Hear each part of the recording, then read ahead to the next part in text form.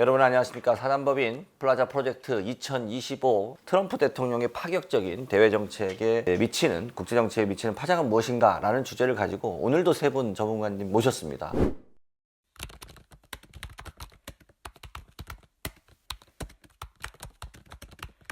세 분께 어떤 공통 질문을 좀 드리고 싶은데요. 트럼프 2.0 시대의 대외 정책이 기존의 미국의 대외 정책과는 어떠한 차이가 있는지, 그리고 동맹 전략에 있어서도 큰 변화를 가져오고 있다고 생각하는데 그런 부분에 대한 또 세 분의 의견, 끝으로는 이 글로벌 무역 질서 관련해서 국제 무역 관련한 협력 체계들이 있는데 우리가 G7에 그리고 에이펙 같은 이런 국제 협력 체제에 있어서도 큰 변화가 좀 있다고 생각되는데 이것에 대해서 조금 간략하게 세 분의 의견을 듣고 이어서 토론을 해보도록 하겠습니다. 제가 미국을 오래 여행하고 또 오래 봐왔는데 요즘처럼 미국이 낯설게 느껴진 적이 없었던 것 같아요. 미국은 더 이상 우리가 알던 미국이 아니다. 그리고 국제 질서도 우리가 알던 소위 규칙 기반의 국제 질서는 더 이상 아닌 것 같다. 이렇게 볼 수 있을 것 같아요. 지금 트럼프 외교를 보면 하루하루가 진짜 놀람의 연속입니다. 그래서 트럼프 외교의 본질을 어떻게 우리가 이해할까? 저는 이렇게 생각해봤어요. 돈과 힘을 앞세운 극단적 미국 우선주의. 그러니까 미국 우선주의는 우리 트럼프 일기 때 이미 다 알고 있는데 우리가 생각했던 것보다 이 미국 우선주의는 훨씬 강한 모습으로 되돌아온 게 아닌가 이렇게 보거든요. 그래서 이미 아시다시피 캐나다, 멕시코, 중국, 심지어 한국까지 철강, 알루미늄 다 포함해서 전 세계적인 관세 전쟁을 시작했어요. 동맹과 우방을 가리지 않는 관세, 무차별적인 관세 전쟁.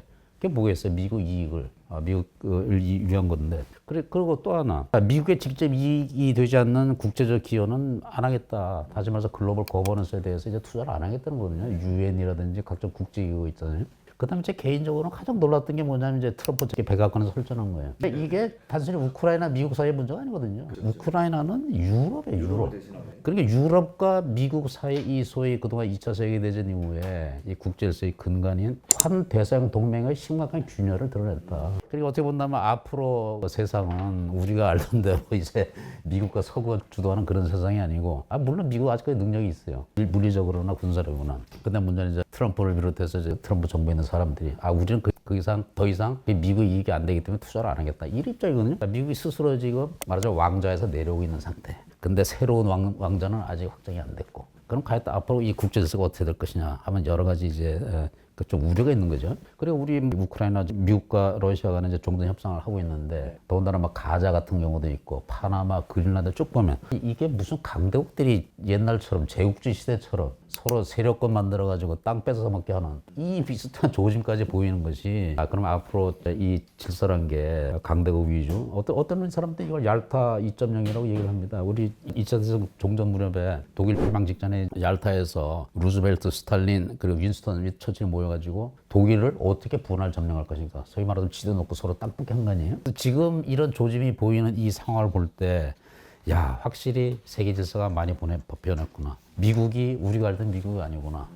철저하게 이제 미국은 자국 이익 위주로 가겠다는 거를 천명을 했고 거기에 따라서 그러면 우크라이나 같은 나라 그러면 한반도에서도 일이 터지면 대만 사태가 일어나면 그러면 우리는 이제 믿을 게 뭔가 하는 이 근본적인 질문을 할 수밖에 없거든요. 그래서 사실 트럼프가 동맹에 대해서 불만을 갖고 있는 이유도 충분히 이해는 가요. 한 예를 볼게요. 자료를 봤더니 나토 국방 예산 중에 미국이 66%를 혼자 대고 있습니다. 그러니까 우크라이나 전비도 봤더니 거의 절반을 대고 있어요. 다만 이제 GDP 비율로 보면 0.3%가 미국의 큰 부담은 아닌데 수치상으로 보면 이제 미국이 어마어마하게 나토라든지 우크라이나 상황에 기여를 하고 있는데 정작 미국이 이익이 별로 안 된다. 그래서 앞으로 동맹도 심지어 이제 나토를 탈퇴한다든지 아니면 유엔도 탈퇴하겠다는 그런 목소리까지 있거든요. 그리고 본다면 이제 앞에서도 말씀드렸지 미국 트럼프 행정부의 대외 정책은 이제는 돈과 힘과 플러스 한 다음에 이제 미국이 이걸로 점철된 그런 위기가 될 것이고 여기에서 관세라든지 동맹에 대한 무지막지한 압박을 통해서 그 기여를 더 얻어내는 이런 정책이 나오지 않나 저는 개인적으로 그렇게 봅니다. 예, 저도 소장님 말씀에 전적으로 동감을 합니다. 국제 경제 질서도 근본적으로 변했다. 이렇게 설명을 드릴 수가 있는데요. 미국이 지금 건설한 국제 경제 질서를 지금 미국이 스스로 붕괴시키고 있다. 이런 평가를 받고 있습니다. 그러니까 1945년 이후에 미국은 전 세계적으로 자유무역을 확산시키기 위해 노력을 했습니다. 그래서 가트라는 국제조약을 만들고 그다음에 나중에 WTO 체제로 개편 하면서 전 세계를 자유무역이 되는 하나의 단일한 경제권으로 만들겠다. 이렇게 이제 노력을 했는데 지금 트럼프 대통령이 들어오자마자 이제 미국 우선주의를 내세우면서 다른 국가들은 어떻게 되든지 말든지 나는 상관없다. 미국만 잘 살면 된다. 그러면서 이제 보호주의를 본격적으로 실시하고 있습니다. 그러니까 아까 1기 때부터 이제 시작이 됐지만 2기 때는 훨씬 더 거칠어진 모습으로, 훨씬 더 공세적인 모습으로 나서고 있다.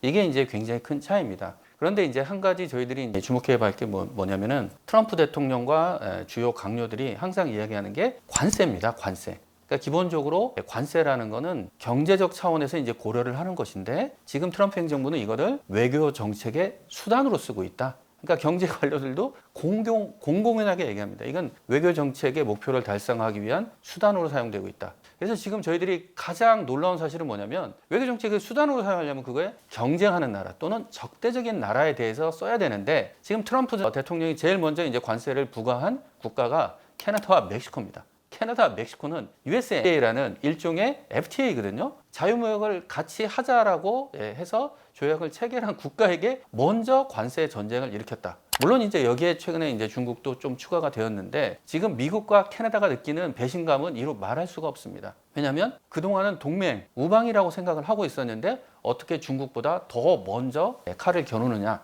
그리고 이제 관세율도 보면은 중국은 10%인데 캐나다와 멕시코는 25%예요. 그러니까 지금 이 미국의 우방들이 심지어는 이제 FTA를 체결한 국가들이 이게 미국을 더 이상 신뢰할 수 있느냐라는 근본적인 질문을 던지고 있다. 또 이제 아까 소장님께서 EU와의 관계에 대해서도 이제 말씀해 주셨는데 지금 EU에 대해서 아직까지 이제 이 보복 관세를 제기하지 않았는데 지금 이제 트럼프 대통령이 공공연히 얘기하는 게 다음 타겟은 EU다. 그러니까 EU에서도 지금 놀라고 있는 거죠. 아까 이 우크라이나 전쟁을 종식시키는 과정에서 이제 트럼프 대통령이 일방주의적으로 이제 미국의 입장을 강요하고 있는 거잖아요. 그래서 EU가 무슨 얘기를 하는지 저는 난 듣지 않겠다. 근데 이 무역 문제에 있어서도 EU의 입장을 더 이상 고려하지 않겠다. 미국 기업들의 이익을 극대화할 수 있는 방향으로 몰아붙이겠다. 이렇게 지금 나서고 있기 때문에 무역 전쟁의 전선은 훨씬 더 커질 것이다. 근데 이제 다른 한편으로 보면은 지금 제일 이러한 트럼프 대통령의 관세 전쟁에 안심하고 있는 국가는 어느 나라냐?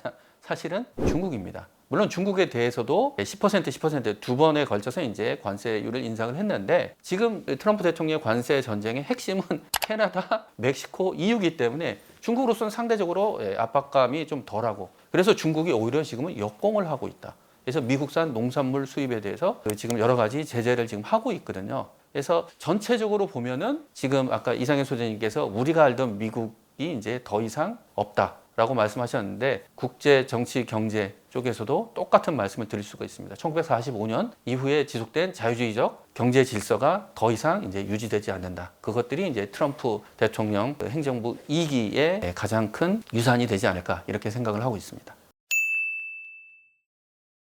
지금 이게 이렇게 대외 정책 바뀌는 게 개인적 성향입니까? 아니면 미국 내부적으로 정치적 사회적 변화가 투영돼서 이것이 트럼프 이후에도 이렇게 계속적으로 갈 수밖에 없는 그 형국인가요? 최근 그 자유주의 그 국제 정치의 대가라고 할 수 있는 조셉 나이가 그 두 가지 미래 시나리오를 얘기했는데 하나는 이제 미국이 이런 어려움이 있지만 여전히 세계 GDP의 25%를 70년대 이래부터 계속 차지하고 있고 그래서 미국의 힘은 아직 안 빠졌다. 그래서 이걸 잘 극복해서 트럼프 다음 2029년 정도에 미국이 다시 국제 질서에서 새로운 역할을 맡게 된다면 다시 세계는 훨씬 더 그 나은 세계가 될 것이다라는 하나의 시나리오가 있고요. 또 하나는 제가 보기엔 트럼프의 이런 기조가 계속된다면 미국은 그리고 세계는 상당히 어려운 혼란 속에 이제 빠져들게 될 것이다. 이런 아주 비관적인 시나리오를 말했는데요.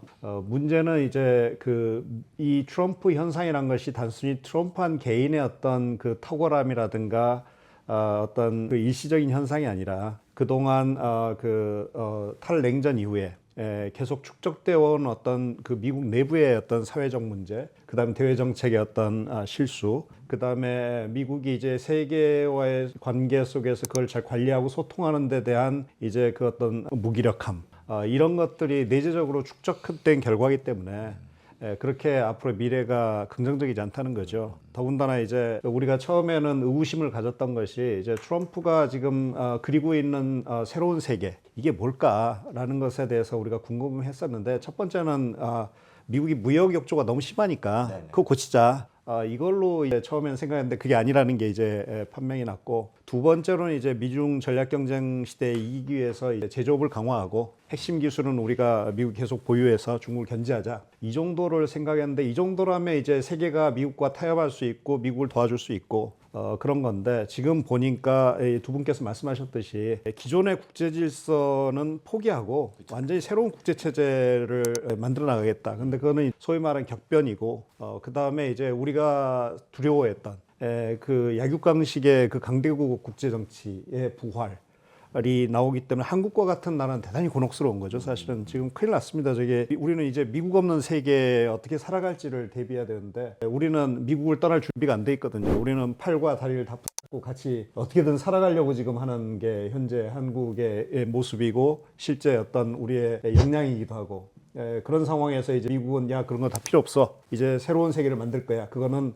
내 중심적으로 나부터 살고 볼 거야. 라고 하니까 우리로서는 대단히 곤혹스러운 상황입니다. 방위비 증액 요구, 동맹국에 대한 그런 국방정책, 외교정책 이런 것들이 어떻게 좀 국내적으로도 또 전 세계적으로 어떤 영향을 미칠까요, 소장님? 그러니까 사실 그 트럼프가 어떻게 본다면 국제적으로 이제 악동 역할을 하고 있는데 세계 모든 국가들에게 일종의 그 미몽을 깨는 각성 효과, 현실을 자각하게 된 현타가 온 거죠. 이제 모든 나라들이. 유럽도 그렇고 한국 같은 일본 같은 나라들 이제 동맹과 우방을 가리지 않는다. 관세도 그렇고 동맹도 니네 돈 안 내면 우리 네가 안 지켜줘. 대만에 대해서도 그런 소리를 했고. 그래서 한국이 아마 제 생각엔 안정되는 즉시 트럼프 발 여러 가지 청구서가 날아올 텐데 그중에 우리 가장 걱정하는 게 역시 동맹의 관리 아니에요. 지금까지는 미국이 그래도 좀 너그러운 입장에서 이제 동맹에 대해서 투자도 하고 관리도 해왔는데 앞으로 돈 안 내면 니 재미없다 그런 거 아니에요? 그래서 아마 제 개인적으로는 한국이 안정되면 청구서가 특히 세 가지가 날아올 텐데 하나는 이제 주한미군 방위비 분담 요구죠, 증액 요구죠. 그 다음에 대미 무역 흑자 줄여라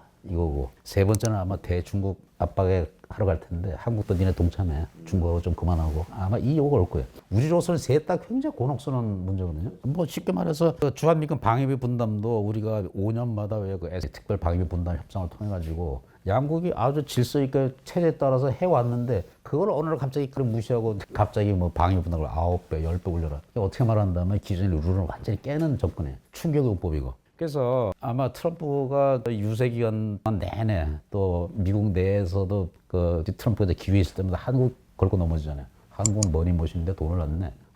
미국이 지켜주고 있는데 뭐 돈을 왜 안 내는가. 그 논리적으로는 안 맞고 팩터도 아닌데 그럼에도 불구하고 이분이 가장 기본적인 인식은 동맹이고 적국이고 지금까지 다 미국을 뜯어먹었다. 이 꽉 사라져요. 그래서 방위비 그럼 어떻게 할 것인가 우리도 이제 판단을 해야 될 텐데 우리가 생각해 보죠. 자, 트럼프가 아마 방위비 그 분담 그냥 넘어갈 리는 없을 거예요. 그렇죠. 그래서 올려줄 수밖에 없는데 그럼 얼마나 올려줄 것이냐. 그건 역시 우리도 얼마나 증액할 여유가 있는지. 그럼 우리는 증액해줬는데 뭐 우리가 호구 다닌단 말이죠. 우리가 증액해서 뭐가 또 받아야 될 거야. 그럼 뭘 받을 것인지 이거를 생각하는 게 좀 현실인 것 같고 한번 생각해봤어요. 2025년대 제가 자료를 봤더니 국방 예산이 61조예요. 맞습니다. 그럼 우리 주한미군 방위부는 1조 6천억? 계산해봤더니 2.몇 %밖에 안 되더라고요. 그러면 우리 한국의 경제 규모라든지 그다음에 전반적인 국방력 역량 규모를 감안한다면 저는 뭐 우리가 방위비 분담을 좀 더 늘려줄 여지는 있다고 생각해요. 근데 이제 문제는 한미 양국이 국방 당국이 올해 협의해서 힘들게 타협을 했는데 협정을 그걸 뭐 대통령 한마디에 또 확 뒤집고 이거는 별로 좋은 선례는 아니다. 그래서 한 양국이 앞으로 이 방위비 분담 문제도